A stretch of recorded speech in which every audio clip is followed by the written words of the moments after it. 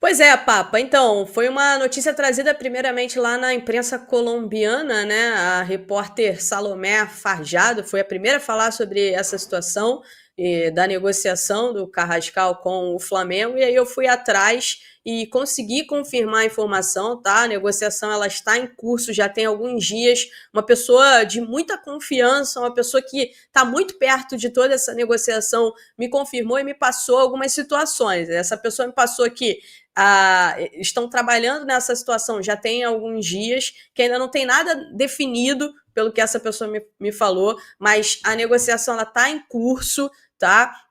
O Flamengo enxerga, pelo que essa pessoa me falou, tá? O Flamengo enxerga no Carrascal um substituto para o Arrascaeta, uma peça que vai substituir o Arrascaeta ali no meio-campo, um jogador que pode jogar como o meia-campista, o camisa 10, né? Apesar dele ser um cara que joga muito pelas pontas, mas ele joga de fora para dentro, como o Arrascaeta, por exemplo, jogava, e em 2019 o Arrascaeta jogou da esquerda pelo meio no Flamengo, e o Felipe Luiz gosta muito também do Arrascaeta jogando assim.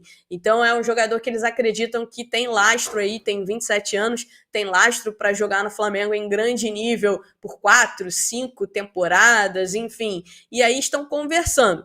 A informação que eu tenho é que, inicialmente, a pedida do Dínamo foi de cerca de 15 milhões de euros. O Flamengo ofereceu menos que isso, tá? Não me passaram ainda quanto o Flamengo ofereceu, mas me passaram que o Flamengo ofereceu um pouco menos que isso e as conversas elas estão em andamento. O Flamengo tem certo otimismo para concretizar essa negociação, porque o jogador vê com muito bons olhos uma vinda para o Flamengo neste momento, tá? Essa é uma informação importante, porque assim tem o jogador vê como interessante esse projeto do Flamengo, foi o que me passaram. E é um jogador que foi procurado várias vezes já por vários times aqui no futebol brasileiro. O Garoni vai lembrar, na época até eu trouxe a informação, acompanhei muito bem essa situação do interesse do Vasco no Carrascal. O Vasco chegou a fazer uma proposta, não conseguiu contratar o Carrascal. O Internacional já tentou contratar, o Atlético Paranaense já tentou contratar. No início do ano, o Corinthians fez uma sondagem para saber como é que estava a situação, escutou na época que o Dínamo queria cerca de 14 milhões de euros e aí acabou não levando à frente porque não tinha dinheiro para investir nessa contratação. Mas, assim, vários clubes realmente do futebol brasileiro já tentaram contratar o Carrascal em 2023, tá? Eu tenho informação de que ele chegou a ser oferecido ao Flamengo em 2023, mas na ocasião a diretoria não demonstrou interesse. Naquela época, os valores dele estavam bem mais baixos.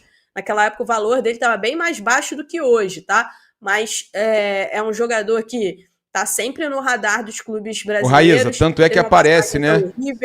7 milhões de euros no Transfer Market, né? Ainda não está nem atualizado no Transfer Market. Aparece 7 milhões de euros. Ele subiu muito, então, né? Aquilo ali do Transfer Market, né? Não é o valor real que o clube pede. Né? É um valor estimativo de mercado, mas eu digo hoje. O Transfer Market faz, tá? Mas só que assim, em relação ao Carrascal, existem algumas situações que é preciso destacar. O Dínamo pagou, tá? A informação que eu tenho é que o Dínamo pagou 6 milhões de euros mais 2 em bônus por metas que fossem atingidas, tá? E aí tem uma outra situação também, Papa. O River Plate ainda tem direito a uma quantia sobre o Carrascal, tá? Eu só não sei te dizer se é 25% de mais-valia ou 20%, 25% dos direitos econômicos dele. Mas eu sei, até na época que o Vasco estava tentando a contratação dele, o Vasco estava tentando comprar 50%, porque os outros 50% ainda estavam nas mãos do River. E ao longo dessas negociações do Carrascal, quando ele sai para o CSKA e vai para o Dínamo, né, teve ali uma situação com o River Plate, não sei se eu acho que o CSKA chegou a adquirir mais 25%, e aí o River ficou com ou ficou com 25% ou é 25% de mais-valia. Mas ainda tem um valor aí que vai, em caso de uma transferência, vai pingar na conta do River Plate, tá? Então, assim, ele é um jogador... É bom trazer para o torcedor que o que está ali no Transfer Market não é o que o clube pediu, né? Não é o que o clube entende que vale, etc. É uma estimativa que a própria galera ali de dentro do Transfer Market faz de acordo com os que nem são cálculos dele. É como se especializados, nós... né? É algo Nem meio que são aberto. especializados. É como se nós aqui discutíssemos. Eu acho que esse jogador vale tanto. A questão não é o que a gente acha, né? Sempre a questão é que o clube deseja. Óbvio que num primeiro momento o clube vai colocar um valor muito acima, porque você começa a negociar e tenta diminuir aí esse valor. A informação que eu tenho é que o Flamengo ofereceu menos que esses 15 milhões de euros que o Dínamo está pedindo, mas que não foi também tão longe, tão distante desses 15 milhões de euros. A gente está acompanhando, está apurando para trazer mais detalhes aí para o torcedor ao longo dos próximos dias. Eu tenho só uma conclusão que o Flamengo... Eu queria ouvir até a opinião do Garoni, que conhece muito dos jogadores. Eu conversei com o Orlando Berrio, ainda agora, ex-atacante do Flamengo colombiano. É da mesma cidade que ele, né? Como é que é o nome lá? Aquela cidade ali. Cara, eu fui para Barranquilla, eu passei por lá, cara. Berrio falou ainda agora comigo. Cartagena, exatamente. Que dizem que é lindo, né? É lindo, já fui lá. Então, quando vai para Barranquilla, você tem como ir ali conhecer Cartagena, é bem perto. Então o Orlando Berrio falou que é um jogador, cara, um drible absurdo, um jogador assim muito bom assim na questão de entrega, sabe? Ele falou que é um jogador que é aquele cara que você pode esperar que ele vai lutar até o fim, um jogador de muito drible, talvez melhor no drible e na entrega do que na finalização, mas que é um jogador que tem muita assistência, muita finalização também, muitos gols. Agora, com relação à situação do atleta, o que me falaram é que não tem assim um histórico muito grande assim de lesões, tá? Então eu acho que pode ser interessante. Agora, o Garoni, o que você tem a dizer sobre o Jorge Carrascal? Então, eu acabei analisei bastante ele, porque o Vasco em 2023 tentou a contratação dele e foi no momento que ele estava em alta no CSKA e aí ele acabou indo para o Dínamo naquele momento. Ele jogava de ponta esquerda naquela época. Ele tem jogado, na verdade... Ele joga dos dois lados, né? Ele joga dos dois lados. Ele é acho que a gente pode dizer que é um todo-campista. Ele pode jogar aberto na esquerda, na direita. Nos últimos jogos da seleção colombiana, ele tem entrado na vaga do Arias pela direita. Tem jogado Luiz Dias, o Rames Rodrigues centralizado e ele na outra ponta. Então é um jogador que pode jogar ali qualquer uma das duas beiradas. Em 2023, quando o Vasco tentou ele estava no CSKA e deu o salto para o Dínamo, ele foi o maior driblador da Liga Russa. Então bate muito com o que o Berrio falou, né, sobre a questão do drible dele.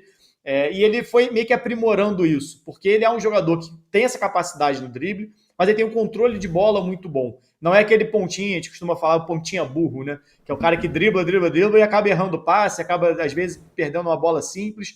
Ele consegue funcionar como organizador de meio de campo. O último jogo dele como titular da seleção colombiana foi contra a Espanha, se eu não estou enganado, em 2024, início de 2024, um amistoso, jogando centralizado na vaga do Rames. Jogou ele, Luiz Dias e o próprio Arias, e aí você tinha trocas de posições. Ali foi até no melhor momento da Colômbia, nesse último ano da Colômbia, que chegou a vencer o Brasil, se não me engano, 2 vezes nessa sequência aí, e era o momento que o Carrascal estava sendo titular do time. É um bom jogador, realmente não é um ponta ou um meia de muitos gols, mas é um driblador, e você falou do comentário do Berrio, eu tinha até anotado aqui que eu fui puxar alguns dados. Entre os maiores dribladores da Liga Russa, ele é o segundo que mais tem desarmes. Ele está no top 10 de dribladores da Liga Russa, esteve nessa última temporada, e entre os maiores dribladores, ele é também um dos jogadores que mais desarmam. E entre os maiores passadores, mas é bom ele também está no top Garoni, 15. Sim. Que só te interromper rapidinho, porque é bom destacar que, apesar disso, né, ele não é um jogador que marca. Aliás, essa é uma das críticas em relação ao Carrascal por onde ele passou. Inclusive, eu conversei com algumas pessoas na Rússia, né, e é uma crítica do atual treinador em relação a ele, que não é um jogador muito comprometido com a marcação, tá? Apesar desses números, inclusive eu vou até pesquisar aqui, que eu vi esses números dele em relação aos desarmes, em comparação com os desarmes de jogadores do Flamengo. E existe uma distância muito grande. Pode continuar falando dele aí, que eu vou procurar aqui para ver se eu consigo trazer para a galera. Porque porque assim, se você for comparar, é que são formas de jogar diferentes também, né? Se você for puxar para a forma que joga o Flamengo, onde os homens de frente pressionam, não necessariamente a forma de jogar lá na Rússia, né? Que realmente o ritmo na Rússia é diferente. A gente vê que o ritmo lá é mais cadenciado. Dificilmente os times jogam fazendo essa pressão mais alta. Então o Carrascal acaba sendo esse cara que não pressiona ali o tempo todo. Mas no comparativo, dentro da Liga Russa, se a gente for olhar, obviamente ele não tem o volume de desarme que tem um volante, que tem um lateral, por exemplo. Mas entre os jogadores de construção, ele é top 2, ele é o segundo com mais desarmes entre os principais dribladores e o terceiro entre os jogadores que têm mais passes decisivos no campeonato. Então tem um equilíbrio um pouco maior disso. Eu não acho que ele seja um cara que não marca, não. Até na seleção colombiana, quando ele estava sendo titular, ele era um cara que combatia bastante ali no meio de campo. Não é o Gerson, por exemplo, né? Não é um cara que vai fazer um segundo homem ali de meio de campo, tendo aquela competitividade que o Gerson tem. Mas acho que para jogador de beirada, ele é um cara, talvez não um cara para fazer uma recomposição até o fundo, né? Marcando num bloco mais baixo, mas é um cara exatamente para o que joga normalmente o Felipe Luiz, numa pressão pós-perda ali mais próxima. Então acho que ele tem mais dificuldade na recomposição, de voltar para marcar no bloco mais baixo, do que realmente na combatividade logo após a perda da posse. Mas enfim, acho que é um jogador que o peso principal é o com-bola dele, que é um jogador habilidoso, é um cara de construção de jogada, desse drible principalmente, mas realmente não é um ponta artilheiro. A gente já debateu aqui até em outros momentos, né, sobre o Flamengo, né, de faltar talvez alguém para dividir a responsabilidade com o Pedro, com o Bruno Henrique, desses pontas marcando mais gols. A temporada mais artilheira do Carrascal foi essa, com 8 gols, né? Então não é um volume altíssimo assim de gols também. Legal, quer completar alguma coisa? Só mostrar um negócio pra Raíza rapidinho. Você já viu, Raíza? Dá uma olhada nisso aqui, ó, que eu vou mostrar. Olha só, sobre o Carrascal. Ele tem uma situação ali, né, semelhante. Os palmeirenses vão ficar meio preocupados, né? Com o quê? Porque para aturar um beijinho já é complicado. Aturar dois... Ele tem o beijinho ali também, ó. Ayrton Lucas, né?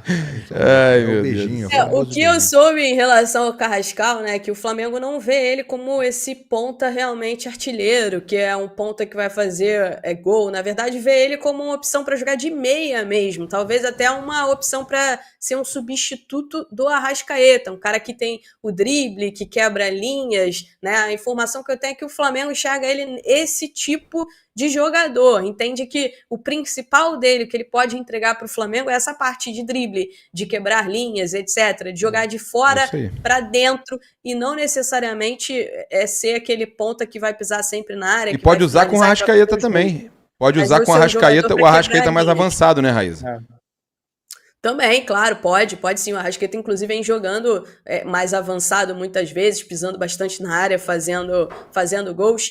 O Carrascal, quando ele começou a carreira, né, ele tinha um apelido lá na Colômbia que era de Neymar colombiano.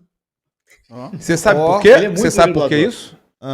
Além do drible, eu conversei com o Berrio sem gravar também. Sem gravar, ele tava falando comigo, cara, ele tem uns dribles muito próprios dele, cara. Tipo, e aí eu falei, não, o Romário fazia isso também, Berrio. Ele dá um drible de elástico.